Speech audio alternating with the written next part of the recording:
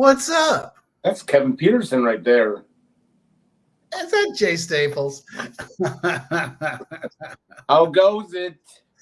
You know, another day in paradise, my friend. Another day. And we had tornado watches yesterday. There actually was a tornado. No watch. It was actual. Well, you could watch it, There was no warning. It was like, hey, look, there it is. I never understand. I'm sure there's a definition between the watch and the warnings. I don't know. It was, and then there's the whole tropical storm watch, tropical storm warning, tornado watch, tornado warning, hurricane watch. It's like, I'm just hunkering down. Oh, I mean, I got a place in Orange Beach. I mean, I've been the last 2 years educated on the watches, the hurricanes, the path, anyway. Amen, man. Hope.us. You can check out Kevin all you want. He's got a private Facebook page, Chronic Hope. You can reach out to either one of us. Probably live on Kevin W. Petersen on Instagram right now. If you haven't, go creep him out. It's my greatest hobby. Brings me the most joy in life is to creep on him. But we do this every week. It's called Family Matters. We get tried to stump Kevin with questions. So keep your questions coming. If you're watching a replay, feel free to either private message, email. You can write it in the comments. We'll get to it. All kinds of, all kinds of great things. What's going on in the world of Kevin Petersen?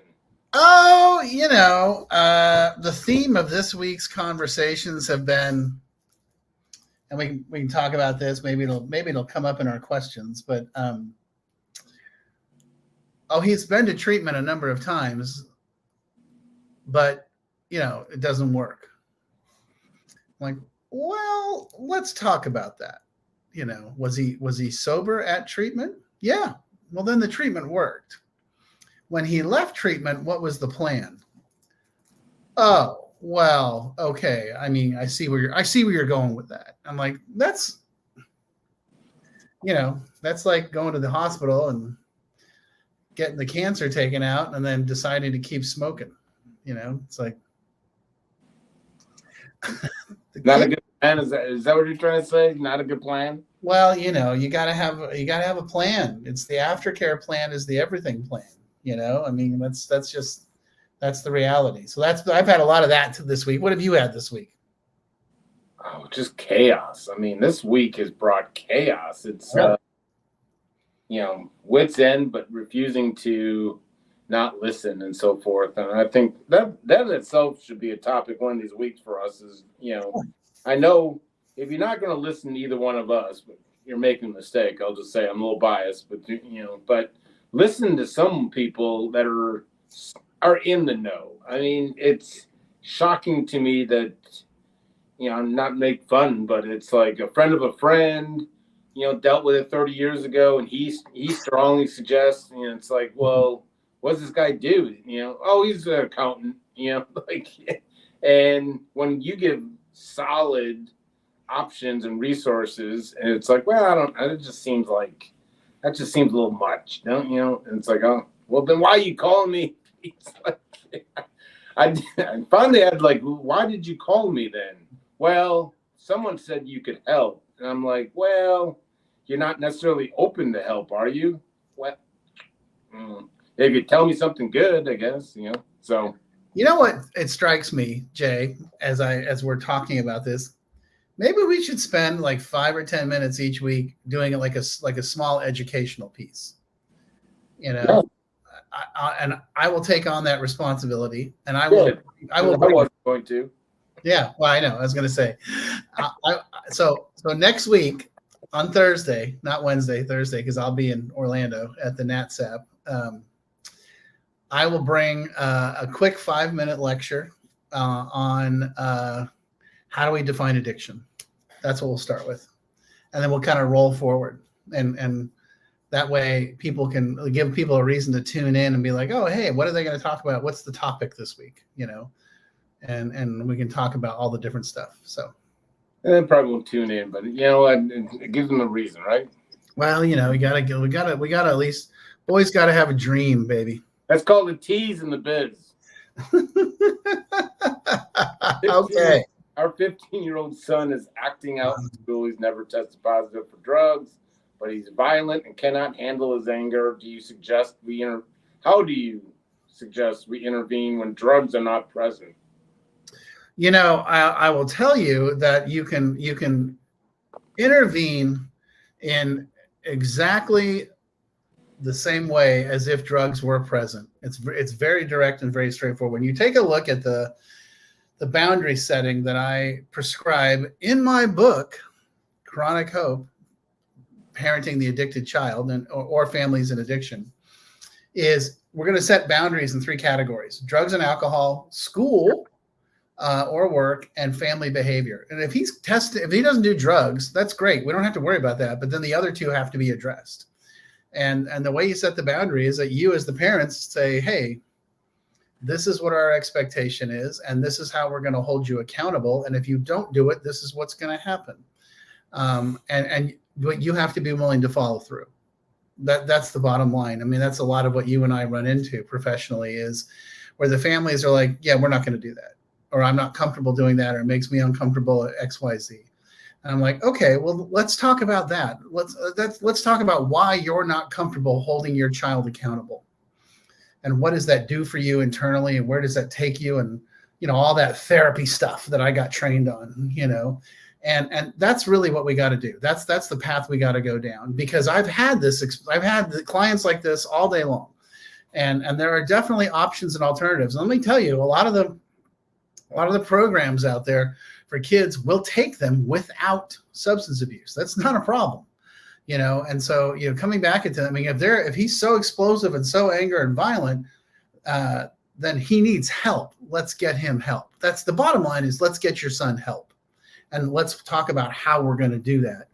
By the way, sending him to therapy once a week is not going to solve the problem. I know that's the universal answer. It's not going to solve the problem. So that's what I would say. Good. Every therapist is now tuned out, but Yes. AA necessary for staying sober, Kevin. My husband has tried all different style meetings, church groups, everything you could think of. He never feels comfortable or goes back. He's proven he cannot do it himself. Okay, so if I wanted to put a link somewhere for this person. Put it in the comments. Yeah. Okay. So there is a Stanford study. Maybe you can look it up while I'm talking, you know, or I can, here, hold on. I can look. I think I can do it here. Stanford. All right. Stanford AA study. There it is. You got to love Google, right? All right. I am going to cut that, and I'm going to paste that. Oh, no, I'm not, actually. It's not letting me. So I don't know what my problem is here. If I wanted to put a comment in here, or a private chat, will this chat with everybody? Okay, here. There, I put it in the chat. I don't know how to get it past that. So I'm gonna, you're the technical genius. I'm gonna let you handle that. In the private chat. So anyway, here's the deal. Oh, you're sideways. That's a great question, and I get that question all the time. And I want to be super duper clear. There are other alternatives. Hey, how'd you do that? Oh my God, you're so awesome. Why am I crooked? I don't know, man. I said you went sideways on me. Here's the deal. Stanford University School of Medicine, School of Psychiatry, or Department of Psychiatry, did a study in 2022, or 2020 or 2022, to see what's the most effective way to keep people sober. And it turned out AA, 12-step methodology, is the most successful. And it's very successful. And so I get what you're, so I'm going to give you 2 answers. Okay. The one answer is, as a guy who's been sober in AA for 32 years, and just take that for what it's worth. That's what I did, and it worked out great for me. If I don't like a meeting, I keep looking for another one. But I want to be honest with you. When I see people that can't stay sober in AA, it's because they don't go to the same meeting regularly. They don't have a sponsor, and they don't work the steps. And they always have answers for why they don't like it. Oh, I don't like the people. I don't belong here. They always are telling me about how they're different and unique and special and don't fit in. And my response to that is, okay, well, then let's find another one. Keep trying, keep trying, keep trying. But if AA truly isn't your bag, and that's okay, there's two things we have to accomplish. The first thing is abstinence on drugs and alcohol across the board, no matter what. The second thing is behavioral change. And that can be, you can do that through therapy. You can do that through church. You can do that through yoga. Oh my God, who's calling me? I'm so sorry. Hey, we're live. I mean, we're real. We're real and we're live. I'm telling you, man, people are calling. People are calling, Jay. Must have been that study. I know. But that's what it comes down to. And however you can achieve that is great. If you can do it through CrossFit, and by the way, there are great sober communities out there. There's a place called the Phoenix, which is a physically fitness-based sober community. It's not 12-step based. It's not church-based. They're all over the country. There are sober meetup groups. There are all sorts of alternative groups. There's craft. There's smart. There's all sorts of stuff. And I would say try them all. See which flavor you get. But you can't go once and tell me, oh, I don't like it. That doesn't fly. You gotta put a bigger effort into it than that, and really dig in and check it out. So that's my answer. Now, there's a reason why, of all that stuff we're talking about, AA has been existing for 85 years, and it's the one that works the best statistically. There's a reason why, and I get that people don't like it, and I hear all the complaints and I hear all the negatives, and I don't disagree with anybody. There are people in the groups that I go to that I would gladly push in front of a bus, but that's life. And you're going to find that anywhere with anything. The question is, are you finding people that are carrying the message of, hey, I've stayed sober through XYZ in my life, and here's how it works. And they're willing to share that with you. That to me is the significant thing. By the way, there's Dharma recovery. There's like 18 bazillion 12-step recovery groups. You don't got to go to AA. Go to another one. Just try it or do it on your own. You can buy all the 12-step recovery workbooks. They're great. They're all great. I say yes to everything. So. The fact being community, you can't do it. She even says you can't do it by himself. It's finding a community basically is kind of the foundation of all this. Absolutely. You have to have a community surrounding you. There's no doubt about it. 34-year-old daughter has always been financially independent since she was 20. She's been sober for a couple of months, yet continues to work as an exotic dancer because money is too good. This family went on. They're even willing to step in and financially support her. She says no. She's kind of dug in the sand. She wants to be financially independent. Mm-hmm. So I guess the question here would be, you have someone that's kind of wanting to stick to their ways, let's just call it, and someone trying to reach out to help. And sometimes sticking to their own ways may not be the best for long-term recovery. How you handle kind of the landscape of, because normally it's the other way around. It's, we don't want to financially support them. We've been financially supporting, here's a family that's kind of willing to step in, sees that, you can go to the hospitality industry around drinking, drugs, whatever the job being is probably not the best for early recovery. So here's a family, just kind of do what you want with it. Yeah. So here's the thing, did it say, how long has she been sober? Did it say? A couple months. I totally get where you're coming from. And I also get where she's coming from. She's like, hey, I'm okay with this. It's working for me. And I'm not going to pass any judgment across the board whatsoever. Knock yourself out. What I would say is just continue to be super loving, kind, and supportive. And just say, look, If you want to go back to school, we're happy to pay for it. We're happy to help you. But so here's the kind of the funny thing.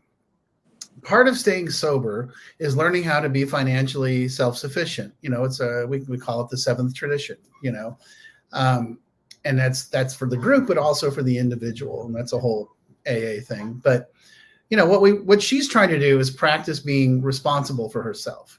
And I realize you don't really care for the way she's doing it. And I totally get that. And I can also see her side of the street too. It's like, hey, I'm sober and I'm moving forward. What I would say is take the win that she's sober and just keep loving her, keep supporting her, and keep telling her that, hey, we're happy to help in any way, shape, or form. Because I'm going to guarantee you what's probably going to happen is, and this happens to most people that are in that business, or even like, in a food service business, eventually you get tired of it because it's just a little too much and a little overwhelming. And there's so much drug and alcohol action going on in those environments that it becomes like, well, what's more important, my sobriety or the cash? And I'm not saying that's going to happen to her, but I've seen this exact thing happen many, many, many times where people are like, I can't leave my, uncomfortable or even illegal job because I make so much money. And it's like, well, okay, but eventually the integrity factor gets to be so high that they do end up leaving. So to the family, I would say, be patient and see what happens. Continue to love her, continue to support her, and be patient, and continue to offer her an option. Just an option. Don't judge her. If she senses any judgment or any sort of shaming, she'll shut you down and stop talking to you. So don't do that. So, I know you kind of, you're big with, stay in your own lane and kind of like stop overbearing. I'd say hypothetically, you're right. Like you come to a point, I think, I never did it early in recovery, but I'm sure you get to a point where it's like either I'm going to stay sober or I'm going to go back to using those. I think everyone, and more often than not, I would say, I don't have any proof, but they go back to old way of using and drinking and so forth. For a family, where's that line between stepping in, being overly nosy, kind of having your codependency kick in to here's a healthy kind of boundary, like you need to stop doing that? Yeah, totally. I think the thing is, as the family members, I would keep the engagement, keep the relationship, and be really clear with her that, hey, like I said, we want to help you, we want to support you, blah, blah, blah, blah. If all of a sudden you start seeing the old behaviors start coming back of the drug and alcohol lifestyle, then we got to start through the cycle again of saying, hey, that's not working for us. We're not okay with that. We want you to be sober. And so maybe we go back to the boundaries of doing the drug testing and talk about family behavior issues. That's really what it comes down to. I would not try to manage this girl's life. If the more you try to do that, the more she's going to push back. That's going to create a huge divide. So I would just be like, well, okay, that's your choice. It's not my choice. But as long as you're staying sober, but as soon as we get an idea that you're not, then we're going to step over the line. Yeah, that's where I would come from. How do you feel about wilderness programs? We sent our son to one when he was 16. He's never been able to get sober. I've seen more and more articles and movies on the horror stories of programs. I knew that this was going to come because Netflix has got their brand new, they're pushing. Yeah. Old camp or something, but yeah. So here's the deal. Couple of thoughts here. One, to expect a 16-year-old to go to treatment and stay sober for the rest of his life is a tall order. And the other thing too is he may not be an addict or an alcoholic. He just might be a 16-year-old that got himself into a deep head of trouble and really liked drugs and alcohol. I got to be honest with you. It's certainly really early to figure that out. And I want to be clear. I've worked with a ton of families in this environment.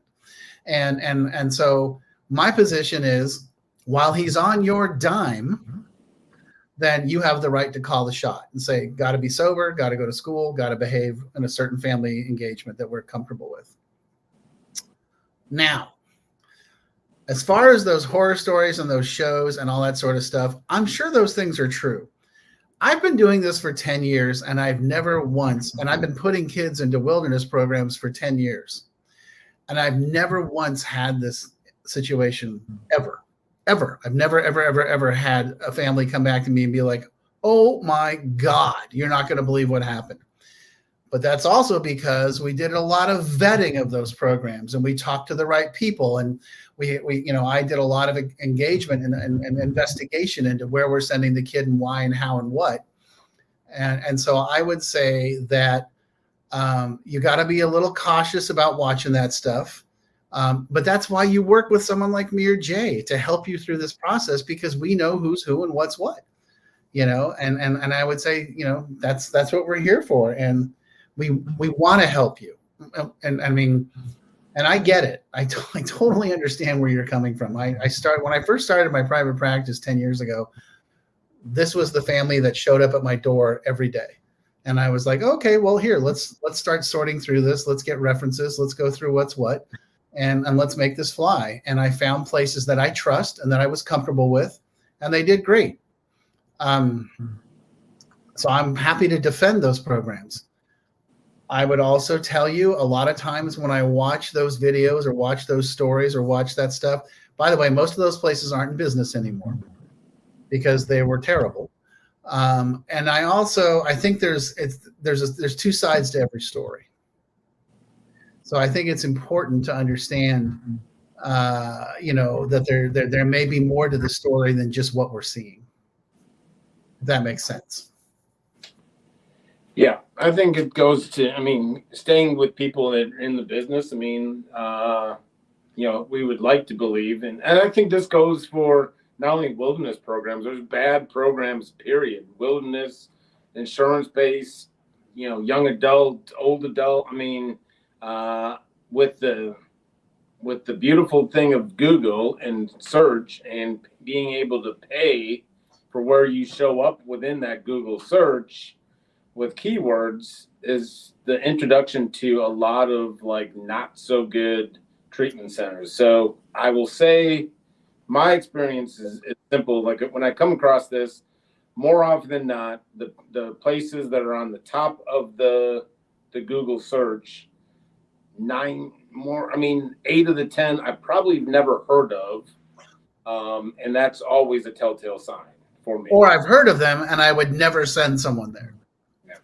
But they're the ones paying for that. So you got to be cautious that when the family decides, oh, we're going to Google wilderness program for my 16-year-old, and here's who's going to come up, and somehow these people have figured out how they're going to start calling you before you call them. And I got to tell you, I don't think I think as a family, you want to have a guide. So let's be clear. Those programs don't take insurance, and they cost anywhere from $30,000 to $60,000 or more a year. Why not spend a couple of grand on Kevin or Jay and let us guide you through the process and make a better decision? That's the part that always baffles me, is that people won't do the upfront investigation, put time into it. But I'm going to tell you, in 10 years, I've literally never had one of those experiences. Never once. So. Yeah, I agree. I agree with it. And I have not put that many people in wilderness. I've gone to a lot of wilderness programs just so I can lay eyes on it. But I've never came across a story of the trusted ones that I've ever heard. And, I think I got my ear to the ground pretty well. So, yeah. Anyway, well, another Family Matters in the books. And then next week, a tease, Kevin's going to have an educational piece. Yes. I'm gonna throw out a little educational piece, and I'll probably attach like a PDF to it, but they're gonna have to go to my website and join the newsletter, and I will send them the PDF that we're talking. I'll send it to you ahead of time. Maybe you can find a way to put it up. And if they want it, I'm happy to give it to them, but they got to go to my website and join my newsletter. And that way we'll get up and running. Awesome. All right. All right, you can clock out. You're done. Thank you, sir.